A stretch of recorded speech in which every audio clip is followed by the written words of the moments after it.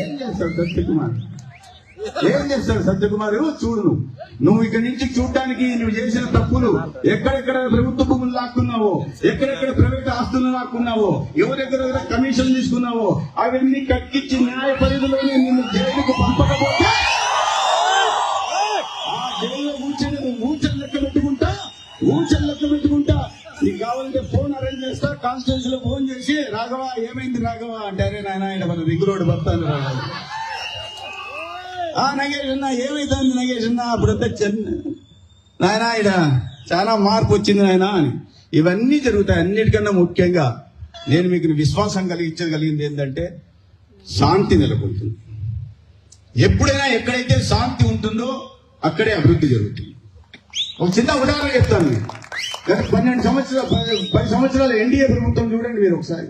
ఎక్కడ చూసినా రోజు ఉగ్రవాద దాడులు జరిగేది, ఎక్కడ చూసినా అవినీతి విలే తాండవం, ప్రతిరోజు స్కామ్లు వచ్చేవి, నిరుద్యోగ సమస్య విపరీతంగా ఉండేది, అన్నదాతల ఆత్మహత్యలు ఉండేది. ఆ 10 సంవత్సరాలు ఎందుకయ్యా అంటే ప్రతిరోజు ఉగ్రవాద దాడులు మన లుంబిని పార్క్ లో గానీ, గోకుల్ చాట్ లో గానీ, ఢిల్లీలో గానీ, బెంగళూరు ఇన్స్టిట్యూట్ ఆఫ్ సైన్సెస్ లో గానీ, కలకట్టాలో గానీ, లక్నోలో గానీ ప్రతి చోట బాంబు దాడులు జరిగేవి. ఎందుకంటే అభివృద్ధి జరిగేది కాదు. అభివృద్ధి జరగకపోవడానికి కారణం ఏంటంటే శాంతి ఈ దేశంలో నెలకొండా ఉండండి, మన సార్వభౌమత్వాన్ని ఇతర దేశాలు ప్రశ్నిస్తా ఉండేవి. 10 సంవత్సరాలుగా అటువంటి పరిస్థితి లేదు. అభివృద్ధి ఎందుకు జరుగుతుంది? 16 లక్షల బడ్జెట్ ఇవాళ 45 లక్షల కోట్లు, 16 లక్షల కోట్ల బడ్జెట్ 45 లక్షల కోట్లకు పెరిగింది. కేవలం $1.7 ట్రిలియన్ ఉంటున్న మన దేశ ఎకానమీ ఇవాళ $4 ట్రిలియన్ పైగా చేరింది. ప్రపంచంలో పెద్ద ఆర్థిక వ్యవస్థలో 5వ స్థానం చేరి 4వ స్థానం వైపోతుంది. మన దేశం వైపు కన్నెత్తి చూడాలంటే కూడా భయపడే పరిస్థితి.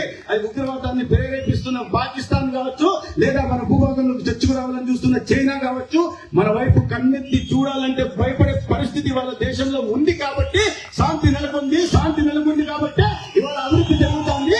ఈ దేశం అది కాదు, శాంతి నెలకొనాలి. శాంతి నెలకొన్నప్పుడే అవుతుంది. ఎవడు ముందు మోకరిల్లాల్సిన అవసరం లేదు. ఎవరి ముందు చేతులు కట్టాల్సిన అవసరం లేదు.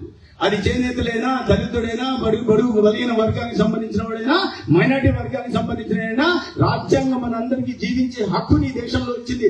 నీదేంద్ర పెత్తనం? ఎవడరా మీరంతా పెత్తనం చేయడానికి? నువ్వు మంచి చేసి ప్రజల్లో అభిమానం చూడమను. నువ్వు సంక్షేమం చేసి అభిమానాన్ని చూడుకోను. నువ్వు అభివృద్ధి చేసి ఊర్లకు రహదారులు నిర్మించి, లేదా చెరువు ద్వారా పొలాలకు నీళ్లు అందించు, లేదా ప్రతి ఇంటికి కుళాయి నీళ్లు అందించు, ప్రతి అవ్వ తాతకి పెన్షన్లు అందించు. మాయమాదారి మాటలు చెప్పుకుంటా ఆ డబ్బులంతా కమిషన్లు కొట్టేసుకుంటా, స్కూళ్ళు లేకుండా, హాస్పిటల్కు డాక్టర్ లేకుండా, డాక్టర్ ఉంటే నర్సు లేకుండా, నర్సు ఉంటే ఇంజక్షన్ లేకుండా, మందులు లేకుండా, ఎక్స్రే మిషన్ లేకుండా, ఈసీజీ లేకుండా ప్రజలు ప్రాణాలు పోతుంటే అరచేతులు పట్టుకుని బతికే పరిస్థితి వస్తే మళ్ళీ వచ్చి నీ కష్టం దౌర్జన్యం చేస్తావా? ఏమైందంటే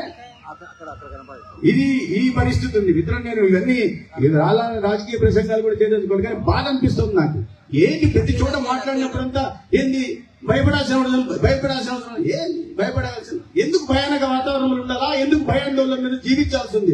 21వ శతాబ్దంలో ఉన్న ప్రపంచమే భారతదేశం వైపు చూస్తుంటే, మనం ప్రపంచం అంతా ముందుకు పోతుంటే, ఈ దేశం ప్రతి రాష్ట్రం ముందుకు పోతుంటే, ఈ రాష్ట్రం తిరోగమన మార్గంలో పోతుంది. ధర్మవరం మనం ఇక్కడంతా ఇంకా భయాందోళన. ఎవడరా ఆయన భయాందోళన సృష్టించేది? 4 మంది రేవుళ్ళు పెట్టుకుని 5 మంది ఇది చేసుకుంటా, వాళ్ళతో వీళ్ళతో కేసులు పెట్టించుకుంటా వస్తే నువ్వు నీ దగ్గర సిఐడి ఈడీ అంటే ఈడీ దించుతా చెప్తున్నాను. తమాష పడినట్టుగా ఉన్నారు. తర్వాత జీవితాంతం బాధపడే పరిస్థితులు కల్పిస్తా. జీవితాంతం బాధపడే పరిస్థితులు మాత్రం ఖచ్చితంగా కల్పిస్తాను. మిత్రులారా, చాలా సంతోషం. ఇవాళ మీ అందరితో కలిసే అవకాశం కలిగించినందుకు నాకు ధన్యవాదాలు తెలియజేసుకుంటూ, వేదిక మీద ఉన్న వాళ్ళందరికీ ధన్యవాదాలు తెలియజేసుకుంటూ, సమయం మించిపోయింది కాబట్టి నేను ఇప్పటికే అధిక ప్రసంగం చేశానని మీకేమైనా అనిపించవచ్చు. నేను రాజకీయ ప్రసంగం చేశానని అనిపించవచ్చు. కాబట్టి మీరందరూ ఓపిక ఉన్నందుకు ధన్యవాదాలు తెలియజేసుకుంటూ సెలవు తీసుకుంటాను. మరొక సందర్భంలో మేము అందరినీ కలుస్తాం. నేను ముఖ్యంగా చెప్పగలిగేది ఏంటంటే, నా దగ్గర చాలా తక్కువ సమయంలో ఉంది. ఈ తక్కువ సమయంలో నేను అందరినీ వ్యక్తిగతంగా కలవలేని పరిస్థితులు ఉన్నాయి. కాబట్టి నేను ఎవరిని కలవకపోయినా, పొరపాటున ఒకసారి చూసిన వాళ్ళని రెండోసారి పేరు చెప్పకపోయినా కూడా నా పరిస్థితిని అర్థం చేసుకుని, అరే మన సత్యకుమారే, మన మధ్య ఉన్నాడే, మన మధ్య ఉండబోయేవాడే అని అర్థం చేసుకుని పెద్ద మనిషితో నన్ను క్షమించాల్సిందిగా, ఆదరించాల్సిందిగా అనుకుంటూ, అదే విధంగా మూడో విషయం ఏం చేయాలా కోరుకుంటూ, ఈ అభివృద్ధిలో, ధర్మంలో జరిగిపోయే అభివృద్ధిలో ప్రతి ఒక్కరు భాగస్వామ్యాలు కావాలని కోరుకుంటూ సెలవు తీసుకుంటారు. భారత్ మాతా కీ జై. థ్యాంక్ యూ అన్నా.